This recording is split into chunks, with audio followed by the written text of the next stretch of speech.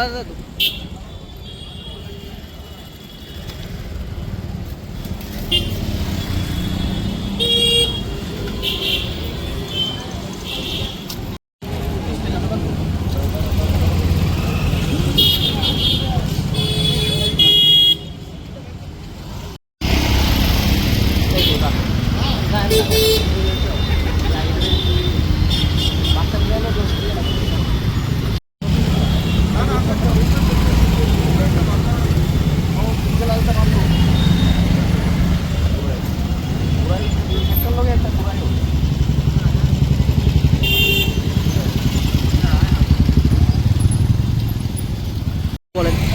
আপনারা লক্ষ্য করছেন গোটা রাজ্যে উন্মাদনা তৈরি হয়েছে মানুষের মধ্যে।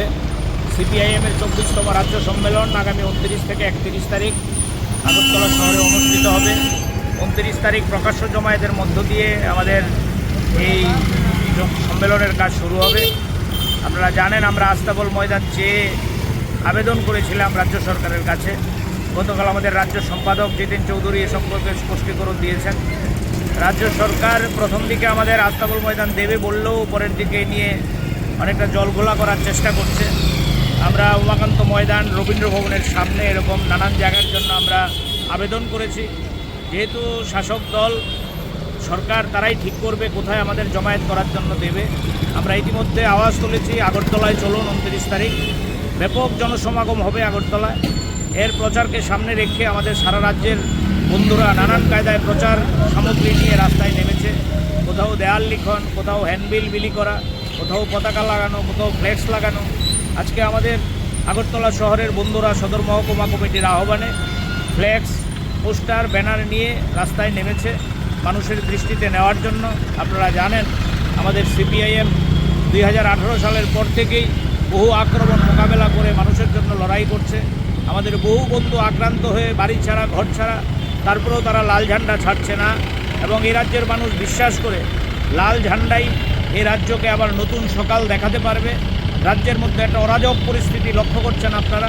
ব্যবসায়ীদের ব্যবসা নেই, বেকারদের কাজ নেই, ছাত্রদের শিক্ষার পরিকাঠামো নেই, হাসপাতালের মধ্যে রোগীর চিকিৎসার বন্দোবস্ত নেই, ডাক্তার মার খাচ্ছে হাসপাতালে, ব্লকের মধ্যে বিডিও মার খাচ্ছে, জেলা দপ্তরে কর্মচারীরা আক্রান্ত হচ্ছে, ব্যবসায়ীরা আক্রান্ত হচ্ছে, ঠিকাদাররা টেন্ডার দিতে পারছেন না। গোটা রাজ্যে মাফিয়া রাজ তৈরি হয়েছে।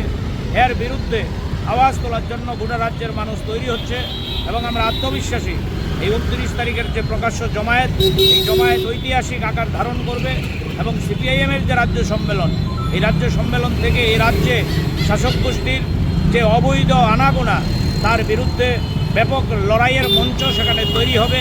এবং আমরা সিপিআইএমের নেতৃত্বে, বাম গণতান্ত্রিক ফ্রন্টের নেতৃত্বে এই রাজ্যে আবারও নতুন সকাল ফিরিয়ে আনতে পারবো এই প্রত্যয় নিয়েই আমরা রাস্তায় নেমেছি 29 তারিখের জমায়েতে নামব।